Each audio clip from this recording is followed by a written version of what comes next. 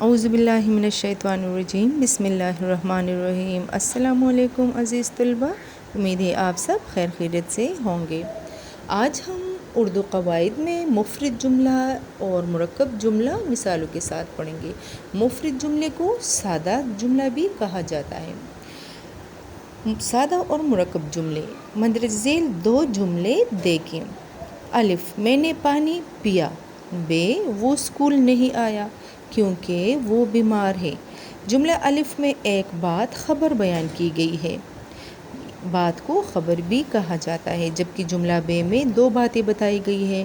جس جملے میں ایک بات یا خبر بیان کی جائے اسے سادہ یا مفرد جملہ کہتے ہیں، جبکہ دو یا دو سے زیادہ جملے مل کر کسی مفہوم یا خیال کو ادا کرے تو وہ جملہ مرکب جملہ کہلاتا ہے۔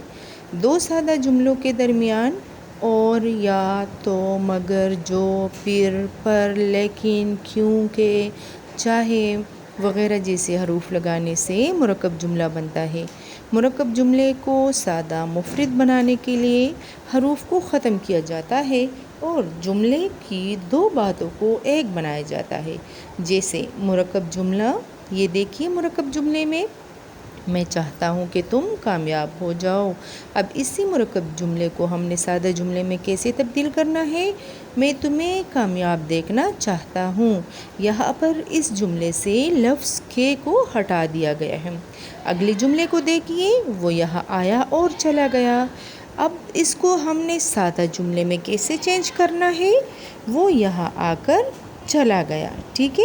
یہاں پر سادہ جملے میں ہم نے یہاں مرکب جملے سے کون سا ورڈ ہٹا دیا ہے؟ لفظ، اور کو ہم نے یہاں سے ہٹا دیا تو ہمارے پاس مرکب جملہ سادہ جملے میں تبدیل ہو گیا۔ امید ہے اسٹوڈنٹس آپ لوگوں کو سادہ اور مرکب جملے کی اچھی طرح سے سمجھ آ گئی ہوگی۔ اب آپ لوگوں کو مشق کے لیے میں مندرجہ ذیل جملے دے رہی ہوں، آپ لوگوں نے ان سادہ جملوں کو مرکب جملوں میں تبدیل کرنا ہے۔ الف ہے، میں یہی کہوں گا کہ محنت کرو۔ ب، تم آتے بھی ہو اور جاتے بھی ہو۔ نمبر ج، تم جو آؤ تو بہار آ جائے۔ دال، وہ وعدے تو بہت کرتا ہے مگر یاد نہیں رکھتا۔ اب آپ لوگوں نے اسٹوڈنٹس غور کرنا ہے کہ ان جملوں میں وہ کون سے الفاظ ہیں جو دو باتوں یعنی خبر کو ملا رہے ہیں، جس سے یہ مرکب جملہ جو ہے مرکب جملہ بن جاتا ہے۔ اب آپ لوگوں نے ان مرکب جملوں کو سادہ جملوں میں تبدیل کرنا ہے۔ آپ لوگوں نے اس کو اچھی طرح سے پڑھ کے سمجھنا ہے اور ان مرکب جملوں کو اپنے سادہ جملوں میں تبدیل کرنا ہے۔ اپنا خیال رکھیے گا۔ اللہ حافظ۔